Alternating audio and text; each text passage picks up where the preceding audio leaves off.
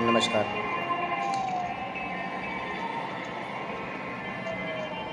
कृष्णं वंदे जगद्गुरुं। श्री सीतारामाभ्यां नमः। श्री गुरुभ्यो नमः।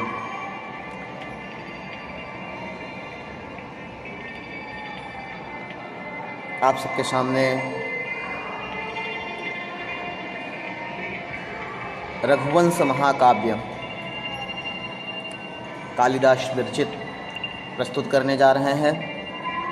प्रथम सर्ग, जिसमें कुल 95 श्लोक हैं। 1 से 15 श्लोक तक आप सबके सामने प्रस्तुत है। आइए प्रारंभ करते हैं।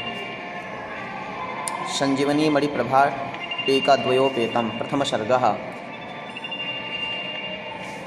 वागर्धाविव सम्पृक्तौ वागर्ध प्रतिपत्तये जगतः पितरौ वन्दे पार्वती परमेश्वरौ।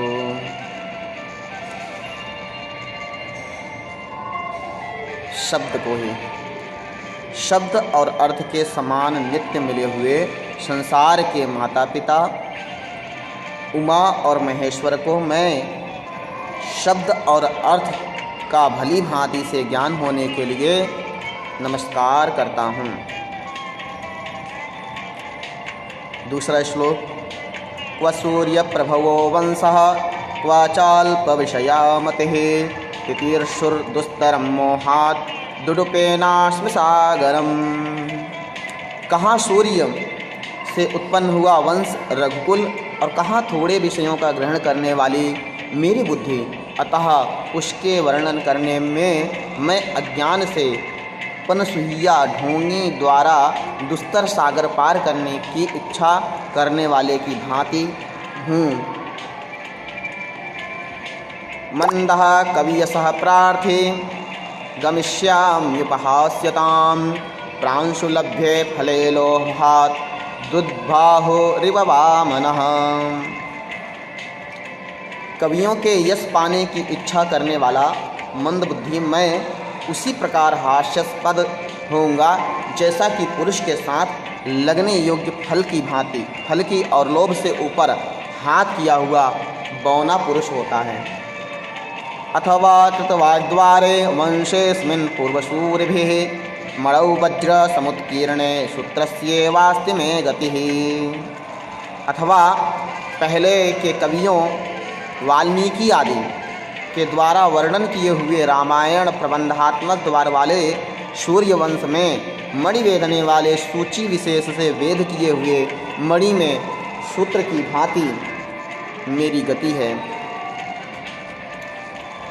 सोहमाजन्म शुद्धानाम् आफलोदय कर्मणाम् आसमुद्रक्षितेशानाम् आनाकरथमर्त्मनाम्। वह मंदबुद्धि मैं कालिदास जन्म से निषेक आदि संस्कारों से शुद्ध फल की सिद्धि पर्यंत कर्म को करने वाले, समुद्र पर्यंत पृथ्वी का शासन करने वाले, स्वर्ग तक रथ के मार्ग वाले रघु के वंश को कहता हूँ। यह आगे के 3 श्लोक में भी लगाना चाहिए। कुलक होने से यहाँ से 5वें श्लोक से इस अर्थ की आक्षेप किया जाता है। 6वां श्लोक।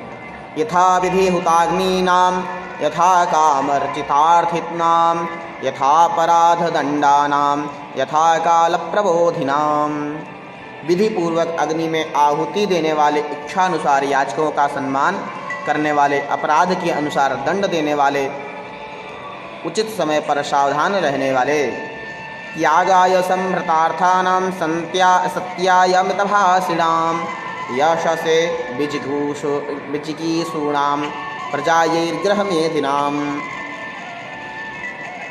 सत्पात्र को दान देने के लिए धन इकट्ठा करने वाले, यश के हेतु विजय चाहने वाले, संतानार्थ विवाह करने वाले। 8वां श्लोक। शैशवेभ्यस्त विद्यानां यौवने विषयैषिणां वार्धके मुनिवृत्तीनां योगनान्ते तनुत्यजाम्। बालकपन में ही समस्त विद्याओं का अभ्यस्त कर लेने वाले, युवावस्था में भोग की अभिलाषा रखने वाले, बुढ़ापे में मुनियों की तरह जीविका रखने वाले, अंत में शरीर त्याग करने के विषय समय योग चित्तवृत्ति के निरोध से शरीर त्याग करने वाले। रघूणामन्मयं वक्षे तनुवाग्विभवोऽपि सन् तद्गुणैः कर्णमागत्य चापलाय प्रचोदितः। ऐसे रघुवंशियों के वंश को मैं वाणी का वैभव थोड़ा होते हुए भी कान में सुनाई पड़े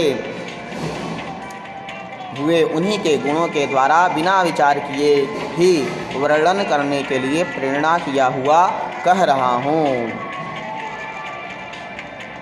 तम संतः श्रोतुमर्हन्ति सदसद्व्यक्तिहेतवः हेम्नः संलक्ष्यते यज्ञौ विशुद्धि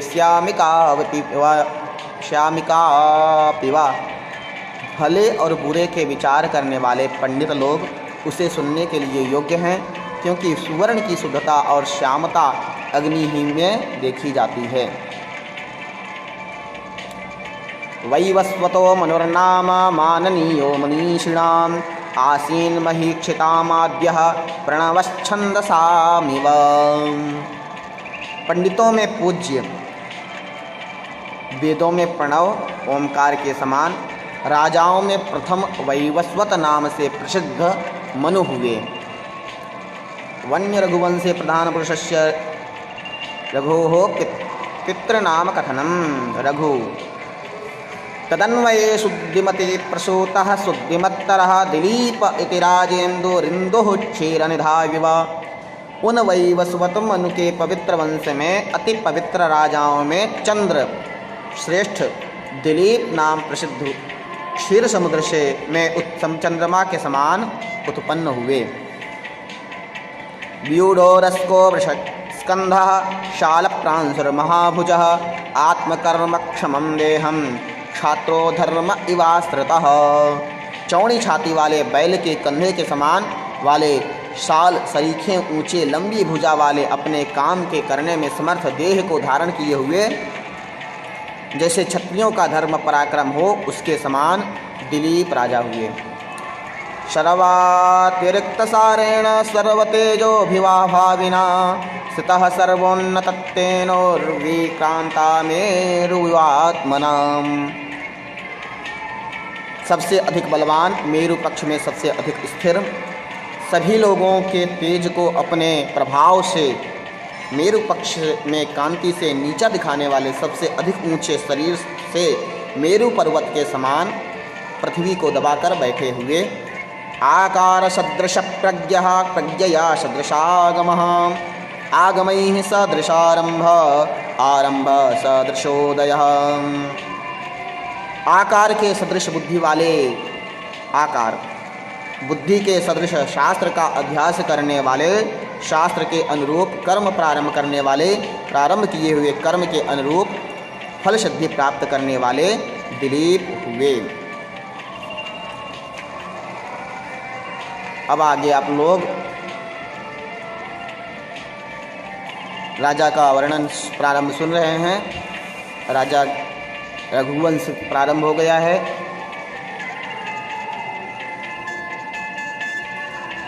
और सेवा करेंगे और उनकी लीला चालू होती है। यहाँ प्रथम सर्ग 1 से 15 श्लोक आप लोग सुनते रहिए। राजा दिलीप, भगवान श्री रामचंद्र और भगवान श्री कृष्ण सभी देशवासियों को आज श्री कृष्ण जन्माष्टमी की बहुत बहुत शुभकामनाएं। 2 दिन की है जन्माष्टमी, श्री कृष्ण जन्माष्टमी। एकादश दिन दिनांक है, मतलब 11 तारीख और आज 12 तारीख श्रौत। स्मार्त और वैष्णव का जो यहाँ 2 दिन का मनाया जाने वाला श्री कृष्ण जन्मोत्सव है। आज भगवान का श्री प्रागट्योत्सव मना रहे हैं। सभी लोग धूमधाम से मनाएं। सभी को भगवत कृपा प्रेरणा मिले। अपने आराध्य भगवान श्री राम को प्रणाम करते हुए अभी के लिए सिर्फ इतना ही। जय श्री कृष्ण, जय श्री राम।